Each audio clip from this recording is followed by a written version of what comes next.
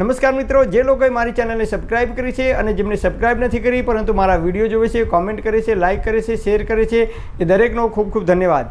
મિત્રો, હવે ચોમાસાની ઋતુ પૂરી થવા આવી છે અને શિયાળાની ઋતુની શરૂઆત થશે તો ઘણા બધા લોકોને શરદી અને કફ થાય છે।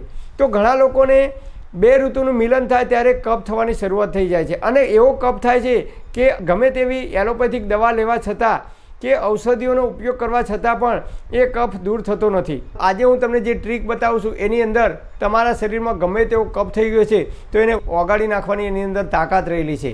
તો એના માટે આપણે કોઈ ઔષધિ લેવાની નથી કે એના માટે આપણે કોઈ એલોપેથિક દવા ગળવાની જરૂર નથી।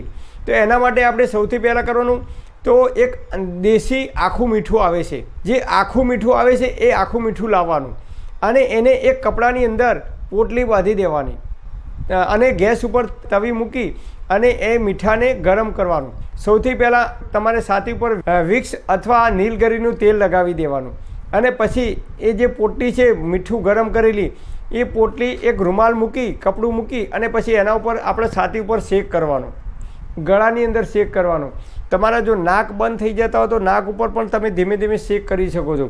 પછી તમે અહીંયા ઓળ ઉપર પાછળના ભાગમાં ગરદન ઉપર પણ તમે શેક કરી શકો છો, પાછળ બૈડાના ભાગમાં પણ તમે શેક કરી શકો છો અને વારંવાર મીઠાને ગરમ કરવાનું તવી ઉપર અને પછી શેક કરવાનું, ગરમ કરવાનું અને પછી શેક કરવાનું। આ રીતે તમે 10-15 મિનિટ સુધી ધીમે ધીમે શેક કરશો શરીરના દરેક ભાગ ઉપર તો ગમે તેવો જિદ્દી કફ હશે તો પણ ઓગળી જશે। તમે જુઓ તો મિત્રો, મીઠું છે એ માણસને પણ ઓગાળી નાખે છે, મીઠું છે લોખંડને પણ ઓગાળી નાખે છે।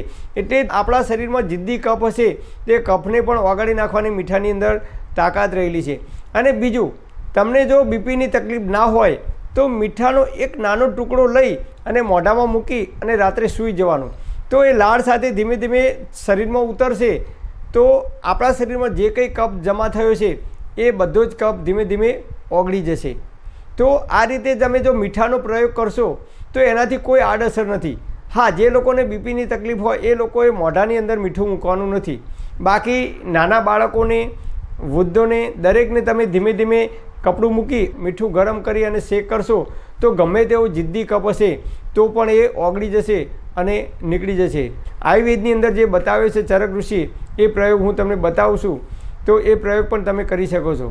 તો આ પ્રયોગ કરી અને તમે જિદ્દીમાં જિદ્દી કફ હોય એને પણ દૂર કરી શકો છો। Thanks for watching my video. Thank you.